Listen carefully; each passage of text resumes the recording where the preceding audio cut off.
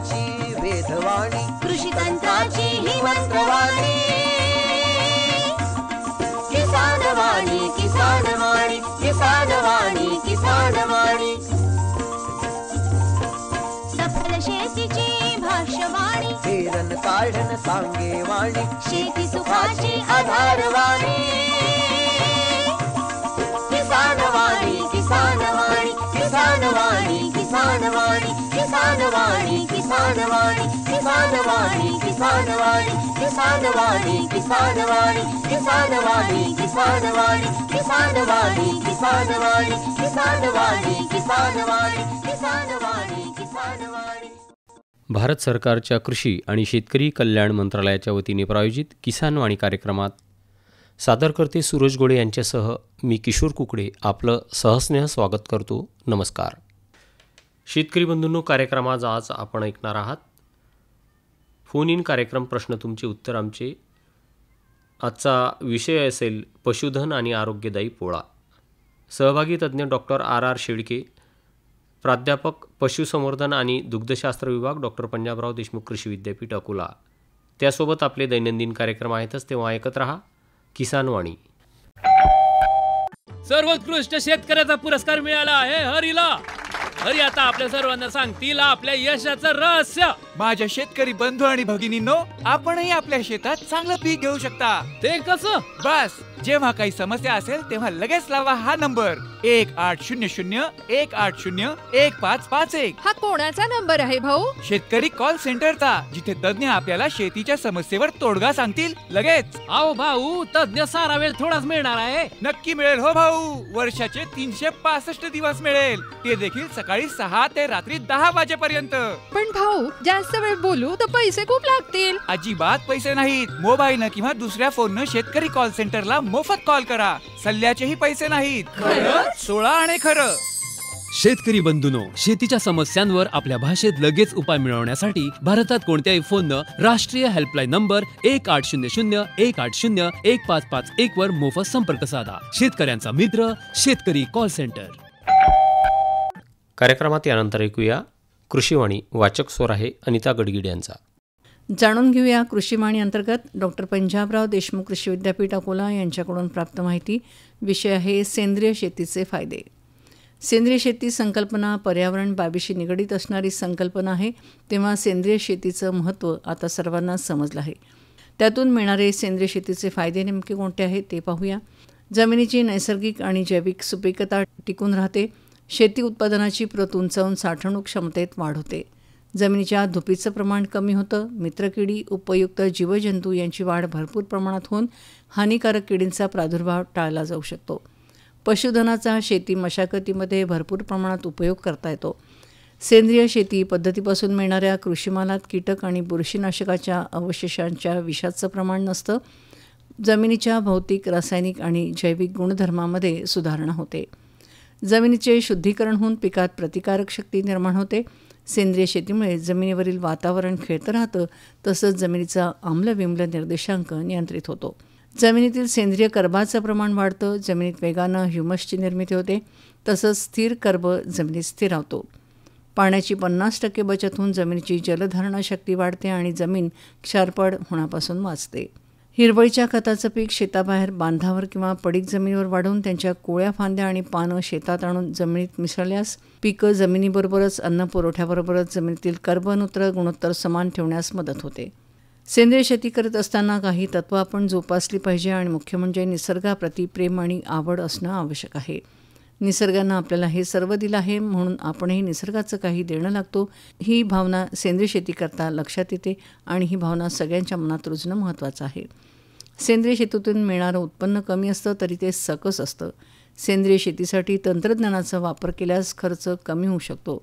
जमिनीची सुपीकता वाढते, सजीवता वाढते आणि जमिनीचा पोत सुधारतो. तसंच जमिनीतील बंदिस्त अन्नद्रव्ये पिकाला उपलब्ध होतात. आताच आपण सेंद्रिय शेतीचे फायदे याविषयी डॉक्टर पंजाबराव देशमुख कृषी विद्यापीठ अकोला यांच्याकडून प्राप्त माहिती ऐकली. अरे अरे अरे क्या कर रहा है? इधर इधर इधर हम बोल रहे हैं तेरे बीजू का. उतला बोल रहा है? हाँ, पक्षियों से तो हम खेत को बचा लेते हैं, पर इन घातक रसायनों से कैसे बचाएं? मतलब? देख बेटा, तू जो ये अंधाधुंध रसायन मिलाता है ना, मिट्टी की सेहत बिगड़ने लगी है और जब माटी ही कमजोर पड़ जाएगी तो उपज कैसे सेहतमंद होगी? अरे पहले ऐसा नहीं था। पूछना अपने बड़े बुजुर्गों से, कैसे फसल लहलहाती थी, शुद्धता झलकती थी। हाँ, माटी भी तंदुरुस्त और लोग भी। अरे पहली वाली बात कहाँ, पर अब तो सभी डाले हैं। सब नहीं, आज भी लाखों जागरूक किसान परंपरागत विधि से फसल उगा रहे हैं। खर्चा कम और उपज की कीमत भी बेहतर पा रहे हैं। सच है? रे बेटे एक्सपीरियंस से बता रहे हैं, धूप में बाल सफेद नहीं किए हैं। हाँ। ठीक है भाई, मैं भी आज से जैविक खेती शुरू करूंगा। माटी से प्रेम की परंपरा है, परंपरागत खेती।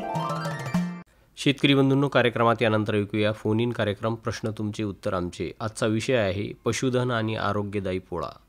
सहभागी तज्ज्ञ आहेत डॉक्टर आर शेळके, प्राध्यापक पशुसंवर्धन आणि दुग्धशास्त्र विभाग, डॉक्टर पंजाबराव देशमुख कृषी विद्यापीठ अकोला. निवेदन आहे किशोर कुकडे यांचं. शेतकरी बंधूंनो, आज मंगळवार म्हणजे आपला कार्यक्रम जो असतो प्रश्न तुमचे उत्तर आमचे, आणि आपला आजचा विशेष कार्यक्रम जो आहे तो पशुधन आणि आरोग्यदायी पोळा असा आहे. आणि आपल्या प्रश्नांना उत्तरं देण्यासाठी या ठिकाणी उपस्थित आहेत डॉक्टर आर शेळके, प्राध्यापक पशुसंवर्धन आणि दुग्धशास्त्र विभाग, डॉक्टर पंजाबराव देशमुख कृषी विद्यापीठ अकोला. सर स्टुडिओमध्ये आहेत. सर मी आपलं स्वागत करतो. नमस्कार. नमस्कार. सर्व शेतकरी बंधूंचे आणि गोपालकांचे देखील या ठिकाणी मी स्वागत करतो. सर्वांना नमस्कार. सर, हा पोळा जो सण आहे हा खरंच शेतकऱ्यासाठी खूप आनंदाची गोष्ट असते. तसंच जे पशुधन आहे त्याच्यासाठी पण हे खूप चांगली गोष्ट असते. आणि तुम्ही जसं प्रत्येक वेळेस आम्हाला सांगता की पोळा हा आनंदी असला पाहिजे पण आरोग्यदायी पण असला पाहिजे, तर त्या दृष्टीनं शेतकरी बंधूंनी कशी काळजी घेतली पाहिजे, थोडक्यात आम्हाला सांगा की पोळ्याचा काय उद्देश शेतकऱ्यांनी ठेवला पाहिजे. निश्चितप्रमाणे काळजी घेणं आवश्यकच आहे, पण त्यापूर्वी आपण एक गोष्ट बघूया. हां, पूर्वी आपण पोळा खूप उत्साहात साजरा करायचो. बरोबर. परंतु आजची जी नवीन पिढी आहे, हां, कारण पाहायला असेल सध्याचं वातावरण खेड्यामध्ये असं आहे की खेड्यामध्ये मोठ्या प्रमाणात यांत्रिकीकरण झाल्यामुळे बैल मोठ्या प्रमाणात नाही आहेत. बरोबर आहे. अगदी बऱ्याच ठिकाणी तर पोळा फुटल्यानंतर पोळ्याला पूजण्यासाठी देखील लोकांची झुंबड उडते की हा बैल माझ्या घरी आला पाहिजे, अशी परिस्थिती आहे. तर खऱ्या अर्थानं पोळ्याची पार्श्वभूमी आपण विचारात घेणं गरजेचे आहे. ते असं आहे की आपला भारत देश हा कृषीप्रधान देश आहे, सगळ्यांना माहीत आहे. आणि एक ब्रीद वाक्य आहे, न समृद्धी कृषी विना, म्हणजे कृषी बघून तुमची समृद्धी होणेच नाही, हे सर्वश्रुत आहे. तसंच त्यावेळेस आणि आजही तेवढंच खरं आहे की न कृषी पशुविना, जसं न समृद्धी कृषी विना तसं न कृषी पशुविना. बरोबर. कारण पशु हा जसा तुम्हाला शेतामध्ये काम करण्यासाठी लागतो तसंच तर खऱ्या अर्थाने शेतकरी जेव्हा शेतात राबतोय, तो राबत असताना त्या खांद्याला खांदा लावून शेतात हा बैल परिश्रम घेत असतो, तेव्हा कुठं आपल्याला अन्नधान्य मिळते. मग या बैलाप्रती असलेली आपली आस्था असेल, त्याच्या आपल्याला अन्नधान्य दिल्यामुळे जी कृतज्ञता व्यक्त करतो आपण, कारण आपल्या हिंदू संस्कृतीमध्ये कोणा काय दिलं तर आपण तर कृतज्ञता व्यक्त करतो, आपण त्याला धन्यवाद म्हणतोच. तर तशा प्रकारे कृतज्ञता व्यक्त करण्यासाठी दरवर्षी श्रावण महिन्याच्या वैद्य म्हणजे त्याला पिठोरी अमावस्या देखील आपण म्हणतो, त्या दिवशी महाराष्ट्रामध्ये पोळा हा सण मोठ्या उत्साहात साजरा केला जातो, ज्याला फायबर म्हणतो आपण. सर आपल्याला एक कॉल येतोय, आपण कॉल घेऊया. ओके, चालेल, काय हरकत नाही सर. हॅलो. नमस्कार. नमस्कार. आपलं नाव काय? माझं नाव विजय हडपे. बरं, कुठून बोलता विजय भाऊ? मी जळगाव बोदवडमधून बोलतोय. बरं बरं बरं बरं. आपल्यासोबत डॉक्टर आर शेळके सर आहेत, तर तुम्ही बोलू शकता पोळ्या संदर्भात काही तुमची शंका असेल. हो सर, नमस्कार. नमस्कार विजय भाऊ, सांगा आपला प्रश्न काय. आता सध्या लंपीचं सावट चालू आहे. हो हो. आणि आता आपण पोळा साजरा करणार आहोत. हो, तो करायलाच पाहिजे, कारण ते आपल्या बळीचं जे राज्य आहे त्याच्यामध्ये पशुधनाचा आणि बैलांचा खूप मोठा हिस्सा असतो. हो, पशुधन या नावाचं सर्व आलं, त्याला आपण धनामध्ये रूपांतर केलंय. हो, तर आता या लंपीच्या आजारात जो म्हणजे त्याची लस दिल्यानंतरही काही जनावरांना होतो आहे, तर लंपीचा आजार झाल्यानंतर तात्काळ त्या पशुची काय व्यवस्था करायला पाहिजे आणि त्याच्यावर काय घरगुती इलाज केला पाहिजे, असं काही आहे का? नाही, ॲक्च्युअल लंपी हा आजार जो हा संसर्गजन्य आजार आहे, जो विषाणूमुळे होतो. आणि काय होतं आहे की हा लवकर पसरत असल्यामुळे आपण जरी तुम्ही सांगितलं लसीकरण केलं आहे, तरी जसं आपण कोरोना काळामध्ये पाहिलं आहे की हा इम्युनी सिस्टमशी निगडीत आहे. तुमची त्या रोगप्रतिकारशक्ती किती जनावरांची त्यानुसार तो अवलंबून आहे. आता काय झालं नेमकं की लंपी ज्या ज्या ठिकाणी आहे, तर मी या पोळ्यात माझं तेच आव्हान आहे की ज्या ठिकाणी लंपी असेल किंवा लंपीच कशाला, तुमची तोंडखुरी पायखुरीसारखे संसर्गजन्य आजार तुमच्या परिसरामध्ये असतील, तर जसं आपण आंघोळीसाठी बैल एकत्र नेतो सार्वजनिक ठिकाणी, तसं आपण करायला नको. आपण स्वतंत्र आपल्या ठिकाणी आंघोळ घातली पाहिजेत. आणि ज्यांचा लागण झालेली आहे अशा जनावरापासून आपलं जनावर वेगळं कसं राहील याची आपण काळजी घेतली गरजेचं आहे. आता सार्वजनिक ठिकाणी समजा एका ठिकाणी पोळा फुटतो, आपण तिथं सगळे आपण जमा करतो जनावरं. आज परिस्थिती एवढी विचित्र आहे, तुम्ही पाहिला असेल की खेड्यापाड्यामध्येच पूर्वी जे शेकडो जनावरे यायचे, तर तसं होत नाही. आता गावामध्ये बैलांची संख्या खूप कमी झालेली आहे मुळातच. तरी देखील लागण झालेल्या जनावरांच्या संपर्कात आपला बैल कसा येणार नाही याची फक्त आपण काळजी घ्यायची आहे. आणि पोळा सण हा आपल्या पद्धतीनं आपलं जी मुळात खऱ्या अर्थानं पोळा म्हणजे बैल आपल्याला अन्नदान मिळवून देण्यासाठी आपल्या खांद्याला खांदा लावून जे परिश्रम घेतो त्याची कृतज्ञता व्यक्त करण्यासाठी आपण सण साजरा करतो आहे. त्यामध्ये आपण तो साजरा करू नये असं नाहीच आहे. तो आनंद तसाच असला पाहिजे, तो उत्साह तसाच असला पाहिजे. फक्त आपल्याला थोडं काळजी घेऊन तो करायचा आहे. जसं मी सांगितलं सकाळी आपण आंघोळीने नेतो. आता आमचा विषय तोच चालला होता की सकाळी आता आज रोजीची परिस्थिती एवढी विचित्र आहे की जिकडे तिकडे नद्या नाल्यांना प्रचंड प्रमाणात पूर आलेला आहे. मोठ्या प्रमाणात पुराचा चिखल देखील झालेला आहे. म्हणजे जसं लंपीची आणि या संसर्गजन्य आजाराची आपल्याला काळजी घ्यायची, दुसरी काळजी ही घ्यायची आहे की आपले बैल त्या ठिकाणी आंघोळ करत असताना त्यांना घालताना ते त्या चिखलात रुतून पडले नाही पाहिजेत किंवा त्या पावसाच्या अतिपुरामध्ये अगदी बैल आणि त्याचा मालक देखील या दोघांना कुठलीही इजा होणार नाही याची काळजी आपण घेणं तेवढीच गरजेची आहे. बरोबर. आणि ही फक्त आंघोळीपुरती मर्यादित नाही. तुम्ही जेव्हा आता बैलांना लागणारं पिण्याचं पाणी आहे, सध्याचं पाणी खूप मोठ्या प्रमाणात गढूळ आहे, दूषित आहे. मग अशा पाणी त्यांना पिण्यासाठी न देता आपल्याकडे विहीर असेल, बोरवेल असेल, त्याचं स्वच्छ पाणी आपण दिलं तर अजून त्याच्या आरोग्यासाठी चांगलं आहे. म्हणजे आपला मुळाचा उद्देशच तो आहे की पोळा सण साजरा करतो आहे, पण तो आरोग्य देखील झाला पाहिजे. फक्त उत्साह आहे मान्य आहे, परंतु तो आरोग्य देखील जनावरांसाठी झाला पाहिजे. त्यासाठी आपण या सगळ्या गोष्टी या ठिकाणी चर्चेत घडत आहोत की त्यांना सकाळी तुम्ही आंघोळ कशी घालतायत. एवढंच नाही तर तुम्ही त्यांना ते गढूळ पाणी पिऊ द्यायचं नाही आहे, चांगलं पाणी पाजायचं आहे. लंपी आणि तोंडखुरी जनावर असते लागले त्यांचा संसर्गजन्य झाला नाही पाहिजेत. आणि एक दुसरी गोष्ट महत्त्वाची तुम्ही पाहिला असेल दादा की सध्या हिरवा चारा मोठ्या प्रमाणात उपलब्ध आहे. सगळी हिरवा चारा आहे आणि शेतकरी काय करतात, मग तुमच्याकडे कोरडा चारा नाही आहे. मुळातच ज्वारी, बाजरी, मका हे पिकं बंद झालेले आहेत.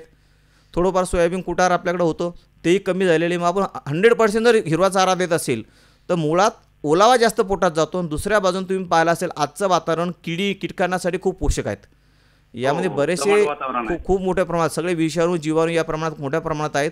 आणि हे जर त्या हिरव्या गवतासोबत पोटात गेले तर जनावरांना तुम्ही पाहिलं असेल पातळ संडास लागते आणि त्यांना पोटाचे विकार देखील होऊ शकते. म्हणून त्यांच्या आहारामध्ये हिरव्या चाऱ्यासोबत कोरडा आहार आणि खुराक देखील समतोल प्रमाणात खाऊ घालणे आवश्यक आहे.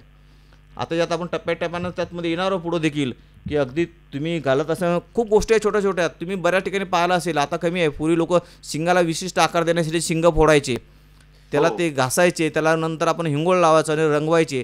पण हे करत असताना त्याला जिव्हाळी लागण्याची काळजी घेणं आवश्यक आहे. कारण त्या अतिरक्तस्राव झाला तो देखील त्याला अपायकारक होऊ शकतो.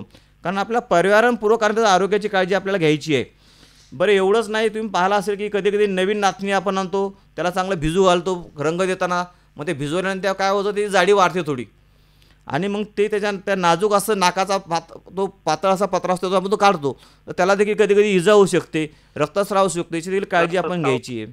बऱ्याच वेळा तुम्ही पाहिलं असेल आपण खांद्यावर झुला टाकतो, मखर करतो, परंतु बऱ्याच वेळा तुम्ही पाहिलं शिंगाच्या मध्यात काही ठिकाणी तुम्ही पाहिला की ते अगदी राख्या असते आपल्या जुन्या राख्यांचं एक छान प्रकारे सजवून ते डोळ्याच्या पुढे बांधतात किंवा काही ठिकाणी त्या ठिकाणी फुगे बांधतात. आता हे त्याच्या डोळ्याच्या आड आले किंवा त्याच्या कुठल्याही अवयवाला त्रास होईल असं आपण वागायला नाही पाहिजे. चांगली काळजी आपण ते घेतली गेली पाहिजेत. बऱ्याच ठिकाणी मी पाहिलं आहे की पोळा फुटत असताना ते शर्यत लावतात, ते पोळ्याच्या समोर काहीतरी नारळ ठेवतात. मग ते बैलाचा मालक असेल तो बैल पळवतोय, ते नारळ जमा करते किंवा त्या पारावरती गेल्यानंतर त्याला एक रुमाल टोपी देऊन त्याचा सत्कार होतो. मग त्या बैलांना अगदी मारझोड करून तिथपर्यंत पळवल्या जाते आणि सगळे बैल एकत्र पळायला लागल्यामुळे त्यामध्ये त्या सोबत असणारा मालक असेल किंवा तो बैल धरणारा मुलगा असेल त्याला देखील इजा होऊ शकते. या छोट्या छोट्या गोष्टीची देखील आपण काळजी हा बैल पोळा उत्साहात आणि आरोग्यदायी साजरा करण्यासाठी आपण विचारात घेतली गेले पाहिजेत. आता तुम्ही सांगितलं नुकतंच लंपीचं सांगितलं आहे. तुम्ही पाहिला असेल की बऱ्याच ठिकाणी पूर्वी आपण किंवा आजही खेड्यापाड्यामध्ये प्रत्येक घराच्या बाहेर त्या घराची मालकीन एक मोठं ताट पूजा करते आणि एका भांड्यामध्ये तुमचा ठोंबरा असेल, पुरणपोळी असेल ती ठेवते आणि प्रत्येक बैल येऊन ती खाते. म्हणजेच एका बैलाचा संस्कार दुसऱ्या बैलाला होणं स्वाभाविक आहे. स्वाभाविक आहे, बरोबर. मग त्याची काळजी देखील आपण घेतली पाहिजे अशा वेळेस. तसं सगळ्या जनावरांना कॉमन खाणं आपण दिलं नाही पाहिजेत. असेल तर आपण काळजी घेतली पाहिजे. आपल्या घरच्या घरी आपण चांगलं त्याला खाद्यान्न चांगला नैवेद्य दाखवलं पाहिजेत. आता नैवेद्य दाखवल्यावर दुसरी काळजी घ्यायची आहे. आपला आनंद आहे मान्य आहे, उत्साह आहे मान्य आहे, म्हणून पोळा साजरा करताना बैलांना होतं पुरणपोळी द्यायची का? नाही द्यायची. कारण फक्त पुरणपोळी हे त्याचं खाद्य नाही, शिजून अति त्याला म्हणतो आपण कमी तंतू असलेलं, म्हणजे जसं आपण मैदा खातो, आपण बऱ्याच वेळा मैदा खाल्ल्यापेक्षा किंवा बऱ्याच वेळा म्हणतात की गव्हाचे पीठ देखील चाळू नका, ते फायबर्स पोटात जाणं आवश्यक आहे. आणि जनावरांच्या आहारामध्ये कोरडा आहार खूप महत्त्वाचा आहे, म्हणून त्यांना गॅसेसचा त्रास कमी आहे. ज्या ठिकाणी असं फायबर कमी असलेल्या गोष्टी मैद्यासारख्या गोष्टी पोटात जातात तर त्याचा पोटाचा विकार वाढतो, आरोग्य बिघडतं, त्यात गॅसेस तयार होतात आणि पोटफुगीसारखे रोग त्या ठिकाणी होऊ शकतात, त्यांना पोटाचे विकार देखील होऊ शकतात, पोट गच्च राहू शकते. तर हे असे आजार झाले नाही पाहिजे, म्हणून आपल्याला ती काळजी घ्यायची आहे. म्हणून बऱ्याच ठिकाणी त्या पुरणपोळीपेक्षा ठोंबरा हा चांगला आहे, कारण ठोंबरा हा सरसगट ते भरडधान्य असेल कडधान्य असेल आपण शिजवून त्यामध्ये गूळ आणि तेल टाकून ते आपण शिजून त्यांना देतो आहे, ज्याद्वारे प्रथिने आणि ऊर्जा त्यांना समतोल प्रमाणात भेटत असते. तर ह्या छोट्या छोट्या गोष्टी हे आपण काळजी घेतली पाहिजे असं मला वाटतं. खूप छान वाटलं तुम्ही प्रश्न विचारून या ठिकाणी ह्या गोष्टीचा उहापोह केला. धन्यवाद. धन्यवाद साहेब. धन्यवाद. खूप मोलाची माहिती भेटली, शेतकऱ्यांपर्यंत ती माहिती पोहोचली आणि शेतकरी त्याची काळजी घेतील. जरूर जे जे हा कार्यक्रम ऐकतील त्याचा नक्कीच त्यांना लाभ होईल आणि जनावरांचं जे आरोग्य आहे ते सुरक्षित राहील. निश्चित निश्चित. खूप छान वाटलं आपल्याला. आपला पोळा देखील असाच आनंद साजरा हो हीच माझी शुभेच्छा. हॅलो. हॅलो. हां बोला. नमस्कार सर. नमस्कार नमस्कार. आपलं नाव? माझं नाव चेतन निचळ आहे. कुठून बोलताय निचळ साहेब? मी मंगरुळपीर तालुका, जिल्हा वाशिम. बरं बरं बरं बरं. आज आपला जो विषय आहे तुम्हाला माहीत आहे का, पोळा आरोग्यदायी पोळा कसा होईल या दृष्टीनं आपला आजचा कार्यक्रम आहे. आणि आपल्या स्टुडिओमध्ये डॉक्टर आर शेळके आलेले आहेत, त्या संदर्भात आपलं काही असेल तर आपण विचारू शकतो. हो सर, माझा एक प्रश्न होता सर. नमस्कार, आपलं स्वागत आहे, विचारा आपण. सर, खांदेमळण याच्या मागे काय शास्त्रीय कारण वगैरे काय शास्त्र आहे हे जाणून घ्यायचं होतं मला. हो निश्चित.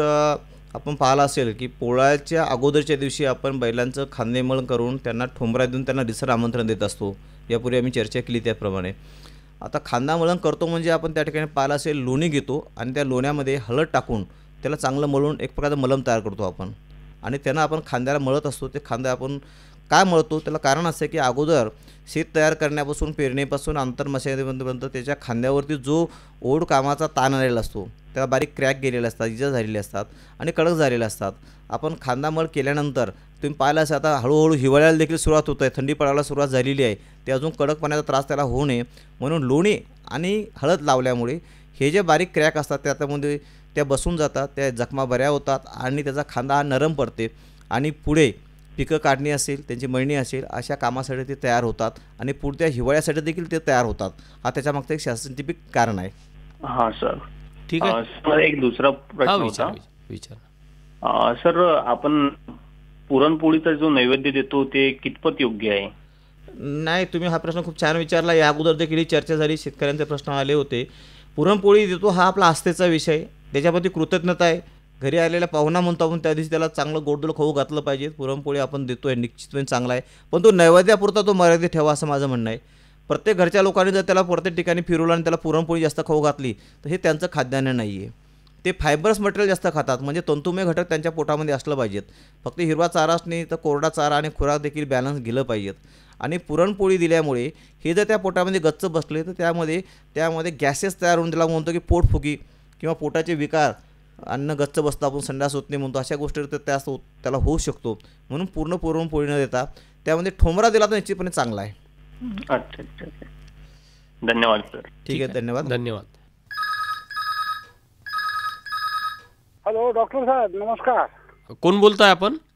मी केशव भगत म्हणून बोलतो सर. बरं, गाव माझं चांबोई म्हणून आहे.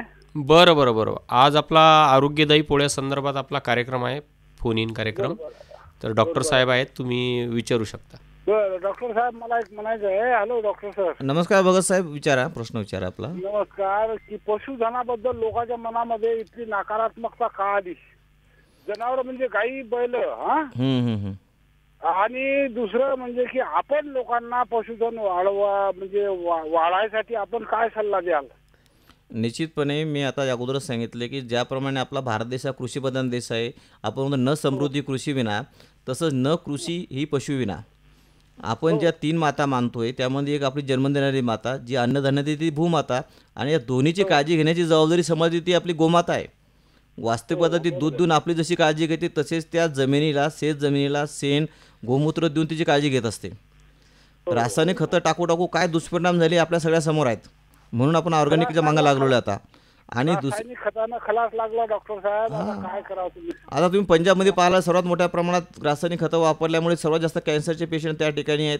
आपले देखील उत्पादन क्षमता एका लिमिटपर्यंत वाढली. आता तुम्ही किती रासायनिक खते टाकले तुमचे पीक उत्पादन देणार नाही आहेत. जमिनी चोपड झालेल्या आहेत. त्या जमिनीमध्ये तुमचं पाणी देखील मुरत नाही आहे. आणि त्यामध्ये जे जीवाणू होते सूक्ष्म जीवाणू हे आपण सगळे रासायनिक खतं मारून विडीसाईड मारून ते सगळे नष्ट केलेले आहेत. आणि जमिनीमध्ये जेव्हा आपण शेणखत वापरतो त्यावेळेस ते जीवाणूची देखील काळजी घेते. हे जीवाणू जगत असताना हवेतील नायट्रोजन नत्र देखील जमिनीत फिक्स करते. सोबत पाऊस पडल्यानंतर ते आत फिरत असल्यामुळे म्हणजे रेषा तयार होतात. त्यामुळे पाणी देखील आतमध्ये मुरते. आणि त्या जमिनीवर जे काही पडेल काळा पाचोळा असेल तुम्ही पाहिलं असेल एखादं चुकून एखादं जनावर मरून पडलं असेल त्याचे पूर्ण मातीमध्ये रूपांतर करण्याचं काम हे जीवाणू करत असतात. म्हणजे हे देखील आपल्याला ऑर्गॅनिक मॅटर त्या ठिकाणी आपल्या पिकासाठी उपलब्ध होते. पण हे जीवाणू आपण नष्ट करत आहोत.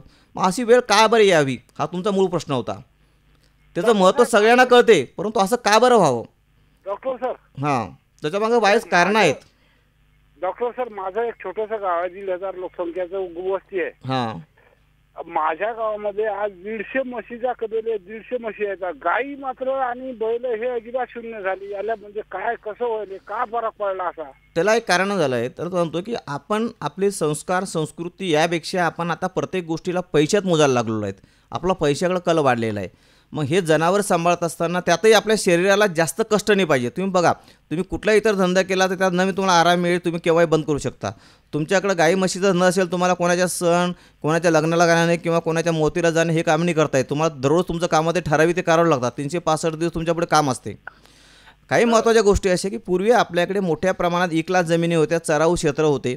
शेतकऱ्यांकडे मोठ्या प्रमाणात जमीन होते. धुरे मोठमोठे होते. एका धुऱ्यामध्ये तुमचे गाडी बैलांना भरून चारा निघायचा. आज धुऱ्यासाठी भांडणं धुरा नाही आहे. तुम्हाला चराऊ जमीन नाही आहे. आणि हे सगळं करत असताना त्यासाठी तुम्हाला दररोज जनावरं चारायला किंवा त्यांची निगा घ्यायसाठी माणसं लागत होते. आज सगळे तर तुम्हाला मजुरांचा तुटवडा आहे. मोठ्या प्रमाणात मजूर तुम्हाला उपलब्ध होत नाही. आणि असे अवघड कामं करायला तर मजूर उपलब्ध होतच नाही आहे. हा त्याच्या मागचा मूळ उद्देश आहे. आणि यांत्रिकीकरण झाल्यामुळे तुम्हाला सहज यंत्रिकीकरणाद्वारे तुम्ही तुमची शेती तयार करू शकता पेरू शकता आणि पीक काढणे करू शकता. त्यामुळे त्याची गरज कमी होत चाललेली. पण दुसऱ्या बाजूनं तुमची जमीन जी आहे हिची सुपीकता तुम्ही घालवून बसत असतात.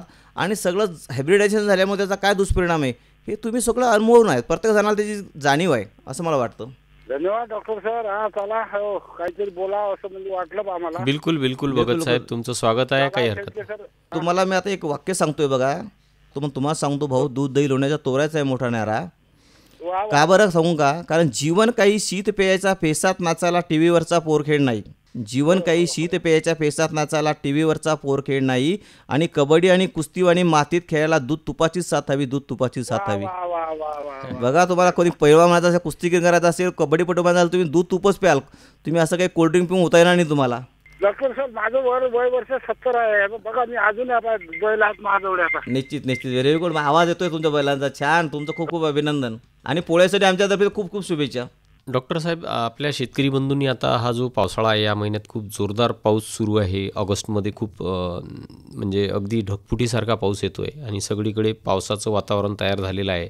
अगदी या पोळ्याच्या वेळेस आता हे आहे. तर याच्यात शेतकरी बंधूंनी आपल्या पशुधनाची कशी काळजी घेतली पाहिजे? बघा आपण पोळा साजरा करण्यासाठी काय महत्त्वाची काळजी घ्यावी यावर सविस्तर बोललेलो आहेत. आणि हा विषय देखील मला वाटतं जनावरांच्या आरोग्यासाठी आरोग्यदायी पोळ्यासाठी खूप आवश्यक आहे. असा प्रश्न आपण विचारला त्याबद्दल धन्यवाद. पावसाळ्यामध्ये खूप चांगल्या प्रकारची काळजी घेणं आवश्यक आहे. त्याला कारण असं आहे की पावसाळा हा ऋतू सर्व जीवाणूंसाठी खूप पोषक असा असतो. मग त्यातले तुमचे अपायकारक जीवाणू देखील मोठ्या प्रमाणात वाढतात. मग हे करत असताना तुम्ही तुमची जनावरांची काळजी घेताना काही ठराविक गोष्टीवर काळजी घेतली पाहिजेत. पहिली गोष्ट आहे तुमचं गोठ्याचं व्यवस्थापन व्यवस्थित असलं पाहिजेत. आहार व्यवस्थापन चारा व्यवस्थापन व्यवस्थित असलं पाहिजे आणि आरोग्याचं व्यवस्थापन हे चांगलं असलं पाहिजे. गोठ्याचं व्यवस्थापन करत असताना तुमचा गोठा हा कोरडा कसा राहील त्यामध्ये पावसाचं पाणी येणार याची काळजी घेतली पाहिजेत. त्याचा जो खालची बाजू असते त्याला फ्लोअर म्हणतो आपण त्यामध्ये पाणी साचलं नाही पाहिजेत. पाण्याचा निचरा चांगला झाला पाहिजे. तो कोरडा राहिला याची काळजी घ्यावी. शक्य झालं तर त्यावरती तुम्ही चांगला बरं कोबा टाकून घ्या. रेती सिमेंटनं खड्डे पडले असतील ते बुजवून घ्या, मुरुम टाका आणि मलमूत्र यांचा निचरा किंवा ते स्वच्छ राहील याची काळजी घ्या. शक्य झालं तर त्यावरती एक ठराविक अंतराने जर पाहिला असेल चुना देखील टाकू शकतो आपण त्या ठिकाणी, किंवा पोटॅशियम परमॅंगनेटच्या द्रावणाने देखील आपण गोठा धुवून शकतो, स्वच्छ करू शकतो. या गोष्टी करणं अत्यंत गरजेचं आहे. गोठा स्वच्छ असेल तर जनावरांचं आरोग्य चांगलं राहील. यात कुठलीही आपण म्हणतो की दुमत माझं या ठिकाणी नाही आहे. त्यानंतर बाह्य परजीवी किटाणू जर आपल्याकडे येत असतील तर त्यासाठी आपण गोठ्याच्या चारी बाजूंचा परिसर देखील स्वच्छ ठेवला पाहिजे. गोठ्यात निर्माण होणारी मल असेल, मूत्र असेल याचं विसर्जन, विल्हेवाट चांगल्या प्रकारे केली पाहिजे. परजीवी जीवाणूंचा संसर्ग होणार नाही याची काळजी आपण घेतली पाहिजे. जनावरांना जंतनाशक औषधे मात्र निश्चितपणे दिल्या गेली पाहिजेत. चुन्याची पावडर, गव्हाचा गवंडा असेल किंवा ज्वारीचा तूस असेल याचा देखील पातळ थर हा जमिनीवर पोचला पाहिजे, टाकला पाहिजे, ज्याद्वारे ते हवेतील आर्द्रता शोषून घेऊ शकतात. चारा व्यवस्थापन करत असताना फक्त हिरवा चारा देऊ नका.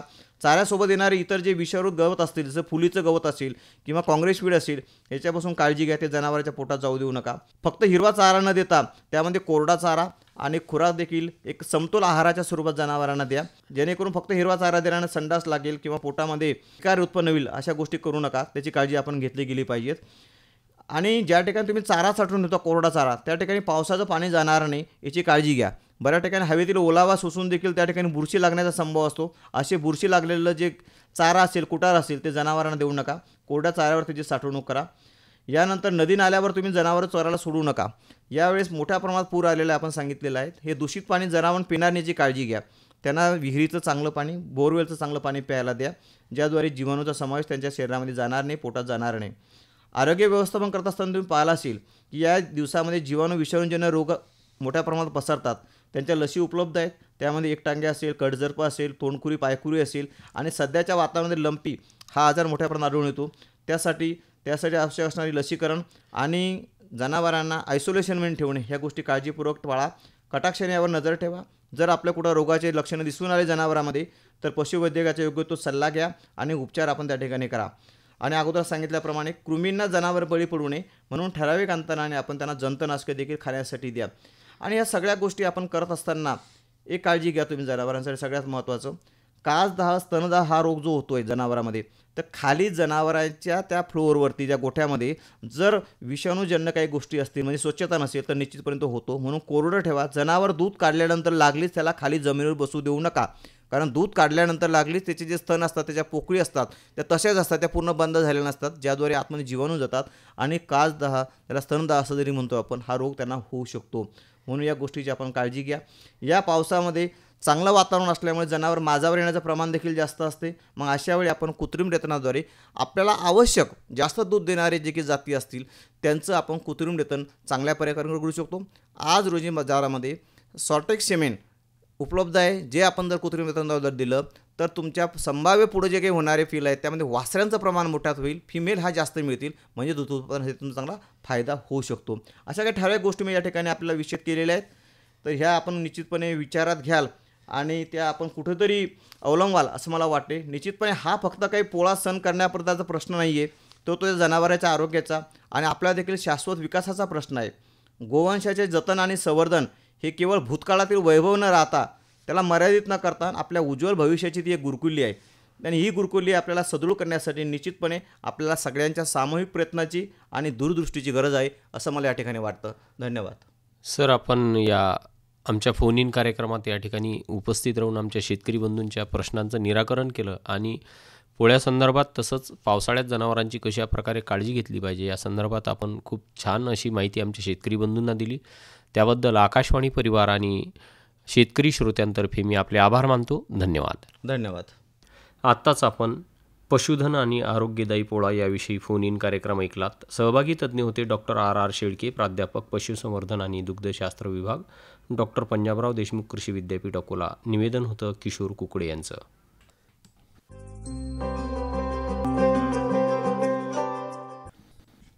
शेतकरी बंधूंनो, कार्यक्रमाच्या शेवटी ऐकूया कृषी मालाचे आजचे बाजारभाव. बाजारभाव प्रति क्विंटलमध्ये कमीत कमी आणि जास्तीत जास्त अशा स्वरूपाचे आहेत. ज्वारी लोकल 1800 ते 2185, आवक 48 क्विंटल. गहू लोकल 2440 ते 2730, आवक 112 क्विंटल. मूग 5500 ते 7400, आवक 2 क्विंटल. तूर 6000 ते 6565, आवक 427 क्विंटल. हरभरा 5300 ते 6075, आवक 156 क्विंटल. हरभरा पांढरा 3550 ते 3800, आवक 18 क्विंटल. बाजरी 2175 ते 2175 आवक 10 क्विंटल, तीळ 8000 ते 10475 आवक 42 क्विंटल आणि सोयाबीन 4260 ते 4720 आवक 627 क्विंटल. आत्ताच आपण कृषी उत्पन्न बाजार समिती अकोला यांच्याकडून प्राप्त कृषी मालाचे आजचे बाजारभाव जाणून घेतले आणि या बाजारभावासोबतच आपल्या आजच्या किसानवाणीची वेळसुद्धा संपलेली आहे. तेव्हा पुन्हा भेटू आपल्या आवडत्या कृषीविषयक कार्यक्रमात. तोवर किशोर कुकडीला निरोप द्या. नमस्कार.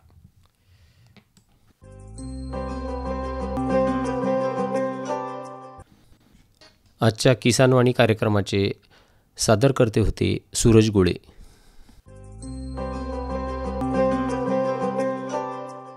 आताच आपण भारत सरकारच्या कृषी आणि शेतकरी कल्याण मंत्रालयाच्या वतीने प्रायोजित किसानवाणी कार्यक्रम ऐकलात.